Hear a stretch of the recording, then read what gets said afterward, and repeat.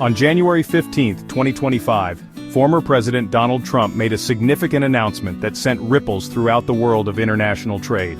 He unveiled his plan to establish the External Revenue Service, or ERS.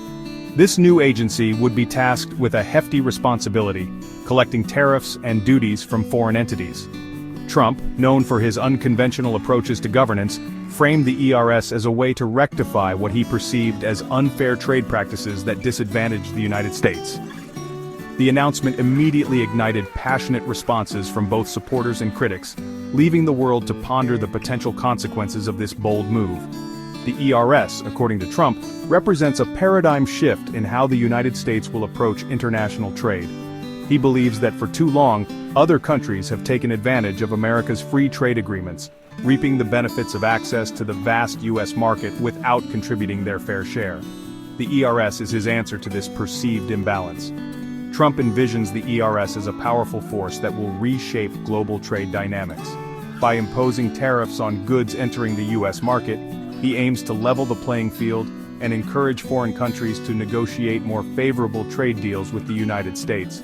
However, critics argue that the ERS could spark trade wars, harm American businesses, and ultimately hurt the very consumers it claims to protect. The driving force behind Trump's decision to establish the ERS is his long-standing belief that current trade agreements are detrimental to the United States. He has consistently argued that these agreements have led to job losses in the manufacturing sector and a decline in American economic competitiveness. The ERS, in his view, is a necessary corrective measure. Trump's vision for the ERS is rooted in his America First ideology. He believes that the United States has been too accommodating in its trade policies, allowing other countries to exploit its generosity. The ERS, he argues, will finally put an end to this exploitation. By imposing tariffs on foreign goods, Trump aims to achieve two primary objectives. First, he seeks to protect American jobs and businesses from what he sees as unfair competition from countries with lower labor costs and weaker environmental regulations. Second, he wants to reduce the U.S. trade deficit, which he views as a sign of economic weakness. Despite its name, the External Revenue Service, or ERS, bears little resemblance to its domestic counterpart, the Internal Revenue Service, or IRS. While the IRS is responsible for collecting taxes from individuals and businesses within the United States, the ERS would focus solely on generating revenue from foreign entities engaged in trade with the U.S.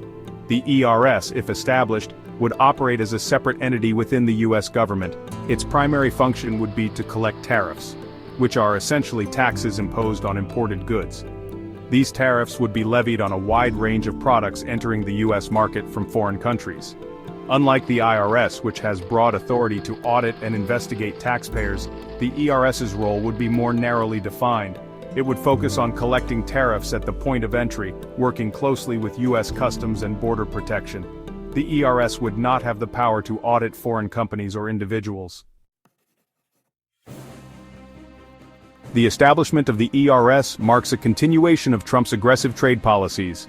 Throughout his presidency, Trump imposed tariffs on billions of dollars worth of goods from China, Mexico, Canada, and the European Union.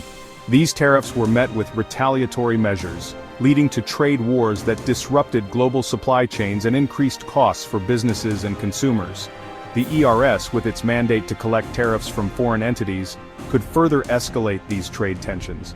Opponents of the ERS argue that it is a recipe for economic isolationism that will harm the U.S. economy in the long run. They point to the potential for job losses in industries that rely on imported goods and higher prices for consumers. The fate of the ERS remains uncertain. Congressional approval is required to establish the new agency, and it faces strong opposition from Democrats and some Republicans who are wary of the potential economic fallout. The global community is watching closely, as the ERS could have far-reaching implications for international trade and geopolitics.